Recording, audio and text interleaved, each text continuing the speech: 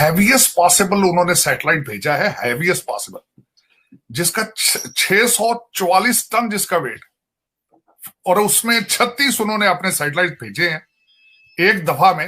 36 broadband communication satellites जो हैं वो लॉन्च की हैं, और वो सुनने में आ रहा है कि सक्सेसफुली जो है वो अपनी जगह पे पहुंच गई हैं, जो कि इंटरनेशनल मीडिया जिसको कोट कर रहा है। कहा जा रहा है कि ये एक और उनकी बड़ी कामयाबी। अगर मैं बात करूं अपने पड़ोसी मुल्क की, तो वो टेक्नोलॉजी में इतने एडवांस हो चुके हैं कि पूरी दुनिया, यूरोप जैसी कंट्रीज इंडिया की हेल्प ले रही हैं अपने सैटेलाइट्स को खला में बेचने के लिए। अभी दिवाली के मौके पर इंडिया के गवर्नमेंट ने अपने अवाम को एक बहुत बड़ा तोहफा दिया है।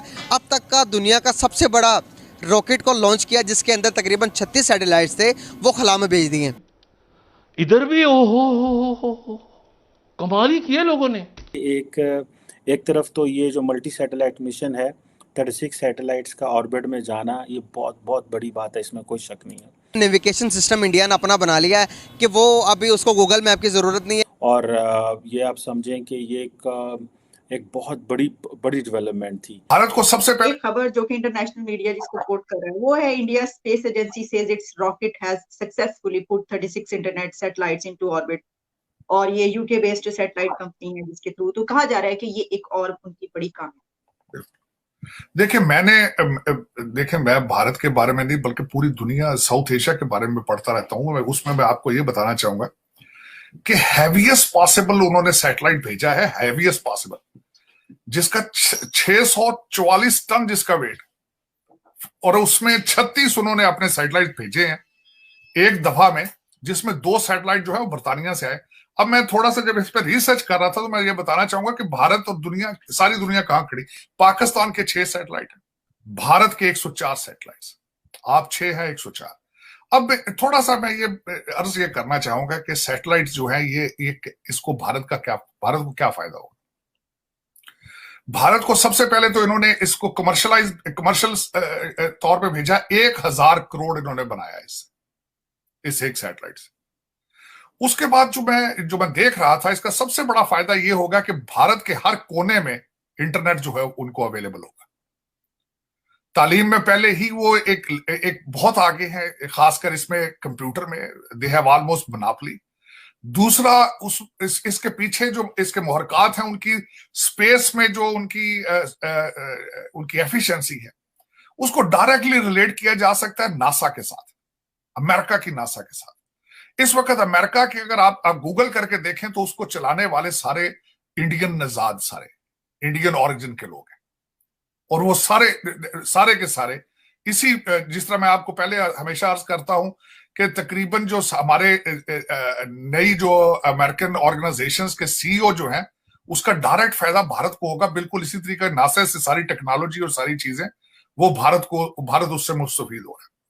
अब इंटरनेट की उनकी तालीम और ज्यादा बढ़ेगी, उनकी इकॉनमी पे असर पड़ेगा, उनके लोगों के ह्यूमन रिसोर्स, उनके एजुकेशन होगी पूरी दुनिया में, फिर वो भारतीय जाएंगे, भारतीय डायस्पोरा बनेगा, और भारत का इन्फ्लुएंस दुनिया में मजीद बढ़ेगा इसी स्पेस की वजह से भी। इस वक्त देखा जाए तो उसके बहुत लंबे जो लॉन्ग टर्म इसके इम्पैक्ट।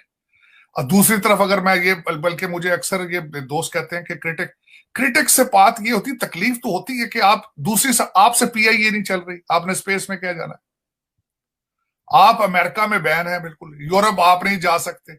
अकॉर्डिंग टू आपके मिनिस्टर सरवर खान साहब के बकौल, आपके 30% पीआईए के जो पायलट हैं उनके लाइसेंस ही जाली। तो स्पेस में आपने क्या करना है जब आप एयरलाइन एक नहीं चला सकते। मैंने जिस तरह की पैरासिटामोल आपके कंट्री में इस वक्त नहीं मिल पा रही, तो आप स्पेस में क्या करेंगे आप। और इस वक्त तो आपने जिस तरह आपको अर्ज की है कि 4 करोड़ जो है लोग वो खुले आसमान के नीचे खड़े हैं, लेकिन रियासत मदीना के जो ठेकेदार हैं वो जलसों पे जलसे और सारी चीजें वो कर रहे हैं। और आज मैं इसको खासकर आपके हालात के ऊपर, मैं 2 चीजें मेरे लिए आज बड़ी तशवीशनाक थी। एक चीज जो देखी, आपके 2 आसमां जो है आपकी जर्नलिस्ट वो, और खासकर आपके हामिद मीर साहब ने 2 प्रोग्रामों में आज उन्होंने तशवीशनाक चीज कही है कि मार्शल लॉ भी पाकिस्तान में लग सकता है। दूसरी साइड पे सैटेलाइट्स हैं, दूसरी साइड पर चीजें, और आप कंपेयर करें आप कहां खड़े हैं कि आपके नवंबर में जो एक अपॉइंटमेंट के ऊपर जो पिछले 4 महीने से डेडलॉक है और वहां पे मार्शल लॉ भी लग सकता है। तो आप देख, आपका कंपैरिजन कोई नहीं है। मैं हमेशा ये कहता हूं, अब इस पॉइंट में मैं आ चुका हूं कि आपका कंपैरिजन इस वक्त ना बांग्लादेश से है ना भारत से है।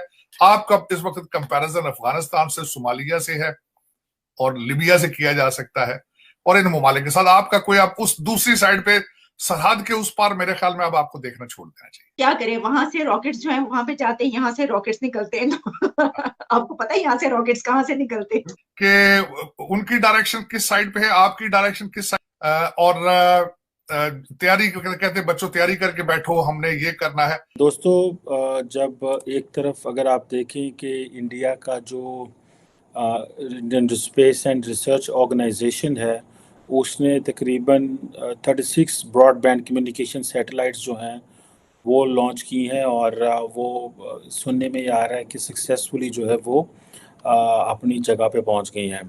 और ये एक पहला कमर्शियल मिशन था इंडियन इसरो का, एक हैवीएस्ट लॉन्चर जिसे समझा जाता है।